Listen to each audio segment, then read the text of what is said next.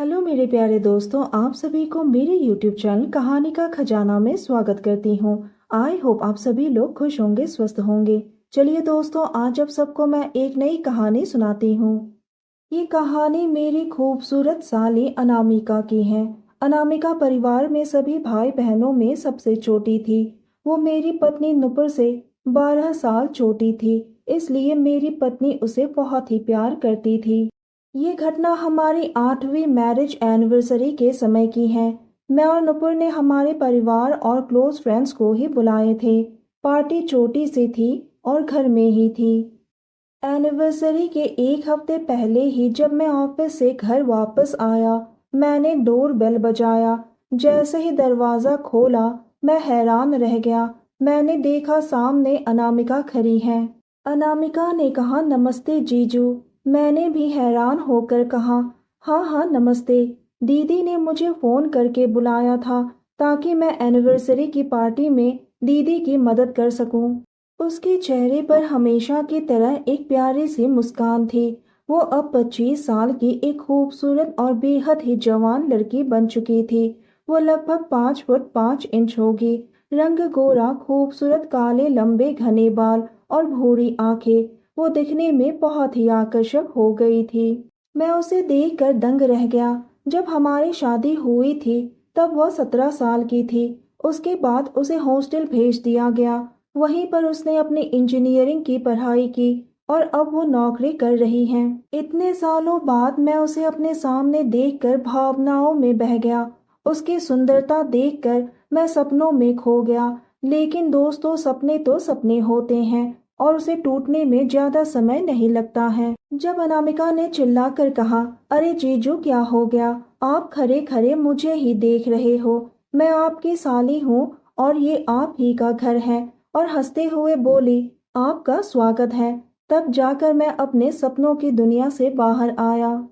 मैंने भी मुस्कुराते हुए कहा, अरे अनामिका, तुमसे मिलकर अच्छा लगा। उसने कहा, मैं आपके लिए पानी लाती हूँ। वो रसोई में गई और मैं सोफे पर बैठा अपने जूते उतारने लगा। वो मेरे लिए पानी लेकर आई। वो हल्की पीली रंग की सलवार में बहुत ही प्यारी लग रही थी। मैं उसकी खूबसूरती को देखकर नजरअंदाज नहीं कर सकता था। शाम बीत गई। हम सभी ने एक साथ रात का खाना खाया।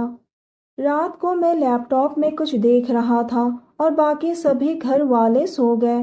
तब रात के 11 बज रहे थे। आधी रात के करीब अनामिका हॉल में आई। अनामिका अपने नाइट ड्रेस में थी। एक ढीली से शर्ट और पजामा पहना हुआ था। वो मेरे पास आई और सोफे पर बैठ गई और बोली, हाय जीजू। मुझे नींद नहीं आ रही थी। मुझे नई जगह पर एडजस्ट होने में थोड़ा प्रॉब्लम होता है। मैंने कहा, कोई बात नहीं, धीरे धीरे एडजस्ट हो जाओगे। उसने कहा, आप क्या देख रहे हो? मैंने कहा, कुछ खास तो नहीं। मैंने पूछा, तुम्हें कुछ देखना है क्या? अगर तुम चाहो तो हम कुछ और भी देख सकते हैं। उसने कहा, हाँ चलो कोई फिल्म ही देख लेते हैं। मैंने कहा, ठीक है, तुम देख लो, तुम्हें कौन सी फिल्म देखनी है। ये रहा लैपटॉप और मैं कॉफी बनाता हूँ। तुम्हें कॉफी चाहिए? उसने ना में सर हिला दिया। जब मैं किचन से कॉफी लेकर आया तो मैंने देखा कि उसने एक फिल्म चला दिया है। मैं उसके बगल में ही बैठ गया। कॉफी पीते हुए मैं भी फिल्म देखने लगा। अचानक से अनामिका ने अपना सर मेरे गोद में रख दिया और फिल्म देखने लगी। दोस्तों, थोड़ा सा समय निकालकर इस कहानी को अंत तक जरूर सुने। दोस्तों, आप लोग चैनल को सब्सक्राइब करना भूल जाते हैं। दोस्तों, आप सबसे रिक्वेस्ट है कि चैनल को एक सब्सक्राइब करें और वीडियो को एक लाइक करें। दोस्तों, आप लोगों की एक लाइक और सब्सक्राइब से बहुत ही मोटिवेशन मिलती है कि हम ऐसे ही कहानियां आप सबके समक्ष प्रस्तुत कर पाए। दोस्तों, हम बहुत ही मेहनत से कहानी लिखते हैं। आशा करती हूँ कि यह कहानी आप सबको पसंद आएगी। चलिए अब कहानी में आगे बढ़ते हैं और आपको यह कहानी सुनाते हैं। और उसकी थोड़ी देर बाद फिल्म में एक रोमांटिक सीन शुरू हुआ। मैंने महसूस किया कि वो उस सीन को बड़ी ही गंभीरता से देख रही थी। मुझे थोड़ा सा अटपटा लगा। मैंने धीरे से उसका हाथ पकड़ लिया। उसने कोई विरोध नहीं किया। उसने मेरे चेहरे की ओर मुस्कुराते हुए देखा। जाहिर है उसे लगा कि फिल्म देख रहे हैं, इसलिए शायद मैंने उसका हाथ पकड़ लिया। मैं तो फिल्म देखने के बहाने से बस उसे ही देख रहा था। अचानक से उसने कहा, जीजू क्या हम मेरे कमरे में जा सकते हैं? अब मैं उसे मना भी नहीं कर पाया। मैंने फुसफुसाते हुए उसके कानों में कहा, तुम अपने कमरे में जाओ, मैं तुम्हारी दीदी को देख कर आता हूँ। मैंने देखा मेरी पत्नी नुपुर गहरी नींद में सो रही थी और खर्राटे ले रही थी। मैं अनामिका के कमरे में गया और मैंने दरवाज़ा बंद करते हुए उसके बगल में बिस्तर पर बैठ गया। मुझे लगा कि आज तो मेरी लॉटरी लगने वाली है। इससे पहले मैं कुछ बोल पाता, अनामिका ने ही कह दिया कि जीजू मुझे प्यार हो गया है। इतना सुनते ही मेरे दिल में जैसे लड्डू फूटने लगे। मैंने धीरे से उसके हाथों को पकड़ लिया। उसने कहा, जीजू आप घर में मेरे सबसे फेवरेट हो। मुझे लगता है कि अब शादी कर लेनी चाहिए। मैंने कहा, तुम्हारी दीदी को मैं क्या जवाब दूंगा?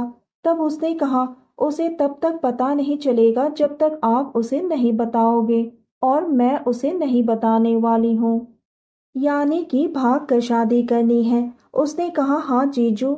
मैंने कहा, ठीक है, जैसा तुमको ठीक लगे। उसने कहा, जीजू मैं इस दिन के बारे में 1 साल से सपने देख रही थी कि कब आपसे मिलूंगी और अपने दिल की बात कहूंगी।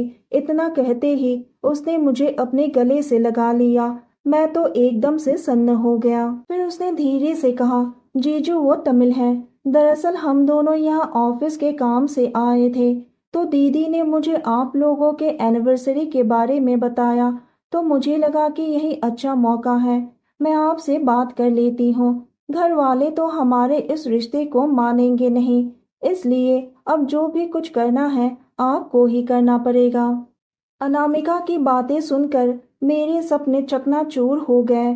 मैंने सोचा था कि अनामिका मुझे पसंद करती हैं, लेकिन वो तो किसी और के बारे में ही कह रही थी। मुझे लगा था कि मेरी तो आज लॉटरी लग गई है, लेकिन लॉटरी ऐसी लगेगी मैंने कभी कल्पना भी नहीं की थी।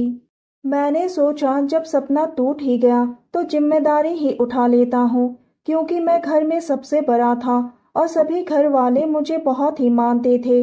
अब प्यारी साली जी का ऑर्डर था तो मानना ही पड़ेगा। चलो मैं नहीं तो कोई और ही सही। जिस दिन हमारा एनिवर्सरी था मैंने अनामिका के बॉयफ्रेंड को भी बुलाया और घर में सभी से जान पहचान करवाई। घर वाले भी उससे मिलकर बहुत ही खुश हो गए। उसके बाद दोनों के घर वालों ने मिलकर दोनों की शादी तय कर दी। जिस दिन अनामिका हमारे घर से वापस गई, उसने मेरे गले मिलकर मेरे गालों को चूमते हुए कहा, जीजू आपने मेरी सबसे बड़ी प्रॉब्लम सॉल्व कर दी। मैंने भी उदास होकर कहा, ये तो मेरा फर्ज है, आखिर जीजा हूँ तुम्हारा। तो दोस्तों, यह कहानी सुनने के बाद आप सबकी क्या राय है, हमें कमेंट करके ज़रूर बताइए और साथ ही इस वीडियो को एक लाइक करें, चैनल को एक सब्सक्राइब करें और नोटिफिकेशन बेल को भी ज़रूर दबाएं ताकि अगली अपडेट सबसे पहले आपको मिले। दोस्तों, आपकी एक लाइक और सब्सक्राइब से बहुत ही मोटिवेशन मिलती है कि हम ऐसे ही कहानियाँ आप सबके समक्ष प्रस्तुत कर पाए। आप सबने अपना कीमती समय निकाल कर इस वीडियो को सुना, इसके लिए आप सभी को धन्यवाद करती हूँ। धन्यवाद दोस्तों।